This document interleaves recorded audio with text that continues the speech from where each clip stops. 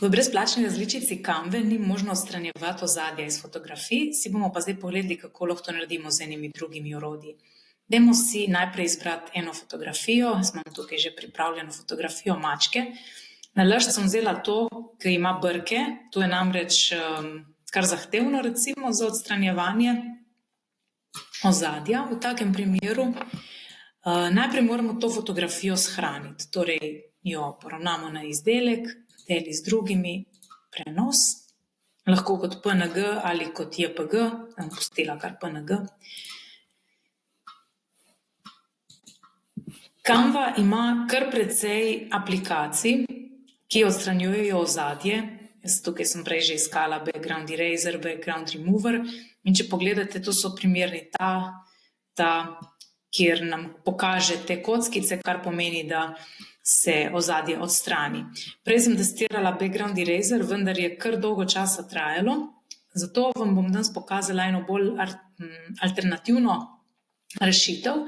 In sicer, če greste kar na Google in vpišete background remover, je to prvi zadetek remove.bg, kliknete, je zelo hiter, je brezplačen, samo naložite sliko, zdaj bom izbrala to, ki sem jo že shranila, jo odpremo. Program jo analizira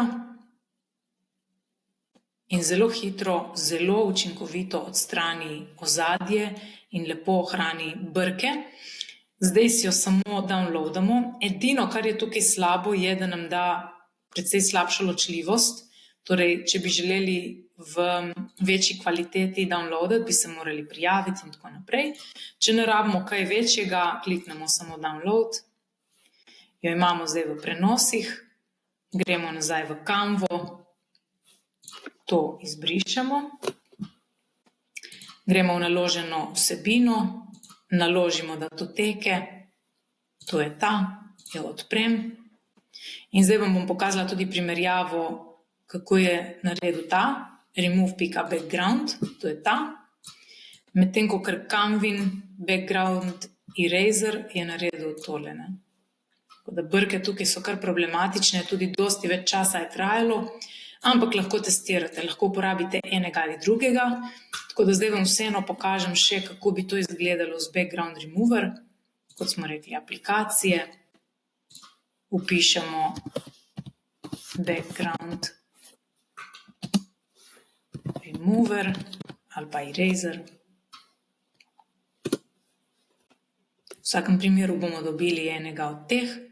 No, mogoče bi pa lahko testirali zdaj enega drugega. Remove it. Odpremo spet najprej sliko. Zdaj jo imamo že pripravljeno. Torej ta. Odpremo. In kliknemo generate. Mogoče bo pa ta delo kaj boljše.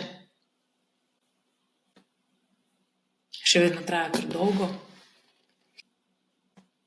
Ok, add to design, dajmo pogledati. Ja, na podoben način, tudi tukaj brke niso lepo, ozadje ni lepo odstranjeno, tako da kar smo zdaj videli, se najbolj splača uporabiti remove.bg.